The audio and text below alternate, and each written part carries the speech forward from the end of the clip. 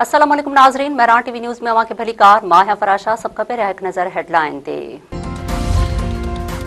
Iran America जंग ख़त्म करण लाइ सिफ़ारती कोशिशूं तेज़, चइनि मुस्लिम मुल्कनि जे परॾेही वज़ीरनि जो अहम इजलास अॼु इस्लामाबाद में थींदो। पाकिस्तान, सऊदी अरब, तुर्किया ऐं मिस्र जा परॾेही वज़ीर शामिल।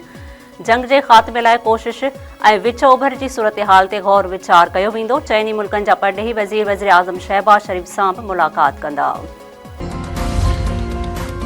ईरान पाकिस्तानी जहाज़नि खे हरम्स वारे लंघ मां गुज़रण जी इजाज़त ॾेई छॾी। नायब वज़ीर आज़म इसहाक़ डार चयो आहे त ईरान हरम्स वारे लंघ मां पाकिस्तान जे 20 जहाज़नि खे गुज़रण जी इजाज़त ॾिनी आहे।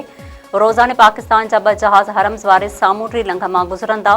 पंहिंजे ट्वीट में इसहाक़ डार वधीक चयो आहे त ईरान तरफ़ां उहो तामीरी क़दम आहे जेको ख़िते में अमुन ऐं इस्तेहकाम खे हथी वठण में मददगार साबित थींदो। ॻाल्हि ॿोल ऐं सिफ़ारतकारी अॻिते वधण जो वाहिद रस्तो आहे। अमेरिका तरफ़ां ईरान में ज़मीनी ऑपरेशन जी तयारी। अमरीकी अख़बार पंहिंजे रिपोर्ट में चयो आहे त पेंटागन ईरान में ज़मीनी कार्रवाई जी तयारी करे रहियो आहे। ज़मीनी ऑपरेशन महदूद नौयत जो हूंदो। रिपोर्ट में वधीक चयो वियो आहे त ज़मीनी ऑपरेशन में ख़ार पेट ते कब्ज़ो ऐं हरम्स जे सामूंडी इलाइक़नि में हमला शामिल आहिनि।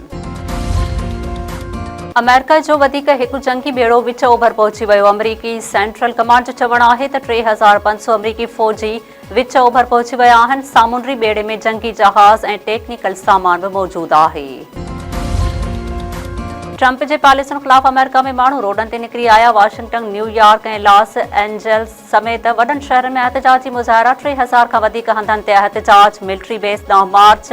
मुज़ाहिरनि में हज़ारें औरतूं ऐं मर्द शरीक। गो ट्रंप गो ऐं नो किंग्स जा नारा। लंदन में ट्रंप ख़िलाफ़ भरपूर एहतजाज। 5 लख खां वधीक माण्हुनि जी शिरकत। इसराइल में बि जंग जा मुख़ालिफ़ ऐं अमुन जा हामी माण्हू सरापा एहतजाज बणिजी रोडनि ते निकिरी आया।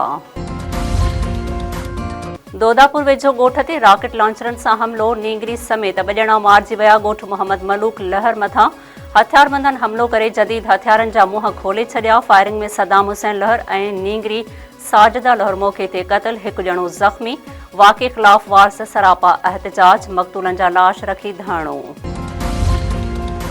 हैदराबाद में घर मां उमरकोट पासे पोरियत जो गलो कपियल लाश हथ। लतीफ़ाबाद 5 नंबर मां लाश मिलियो। सनाउल्ला तौर सुञाणप। पुलिस जो चवणु आहे त वाक़े जी हर रुख़ खां जांच कई पई वञे।